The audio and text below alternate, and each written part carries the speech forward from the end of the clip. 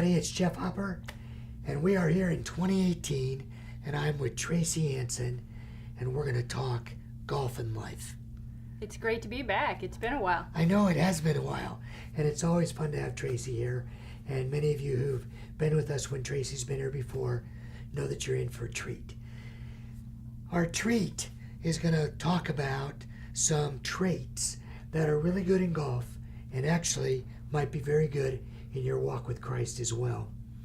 In 2 Peter, we read that God gave us great and precious promises through his Son. It's a favorite verse of a lot of people, actually, 2 Peter 1:4, about those great and precious promises.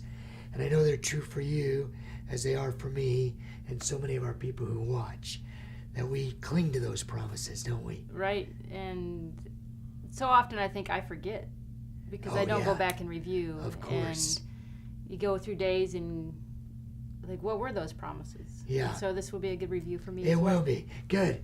Well, we have a faith that is entirely founded on the work of Christ. And yet in verse 5 of 2 Peter 1, we read, make every effort to do something. So we have a part. And what it says is make every effort to add to faith. And then it gives us 7 other traits.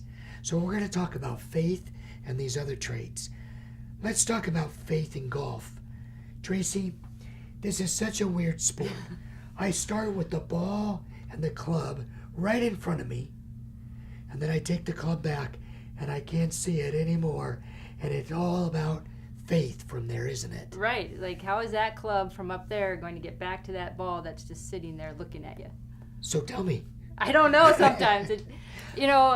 We've talked about like a child and teaching a child, and they just swing the club. They don't have doubts. Right. It's going to come back and hit that ball. Yeah, they expect that ball to go somewhere out there in front of them. And, yes. I think we get really tied into worrying about where that club is rather than trusting the process. And somehow our bodies remember. Yes. Just even if you've only swung the club a couple times, it Right. remembers of like, I want to hit that ball, I want to make that ball go forward, and letting go a little bit of trying to focus too much on where the club everything is and all that stuff. This is an important understanding for what we're talking about, because Peter wrote, add to faith, and then he listed the traits.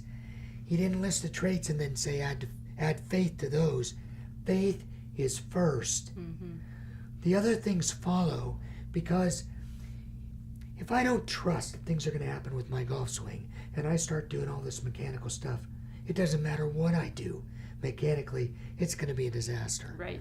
And if I start to do all these, what we might call moral things, and there's no faith, there's no chance that God's going to look at those things, they're not going to count for anything, what good is that? Right. So I have to start with faith in God, don't I? Yes, absolutely. And I've learned recently that faith is not so much looking into the future, but it's remembering where God has shown up in the past. Yes, it is. And the more I can remember where God has shown up, the more my faith actually builds for what is coming. And even the hardest place of being present in the moment. Right. In the Old Testament, several times over, we read people, leaders, Moses, David, reminding people, remember what God's done for us. Why?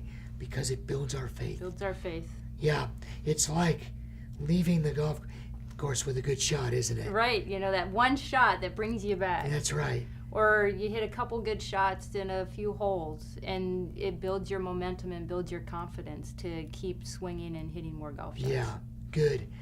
After that, I can work on other things. Right. We're going to talk about some of those other things as we go forward in 2 Peter 1 in the videos that we're together ahead.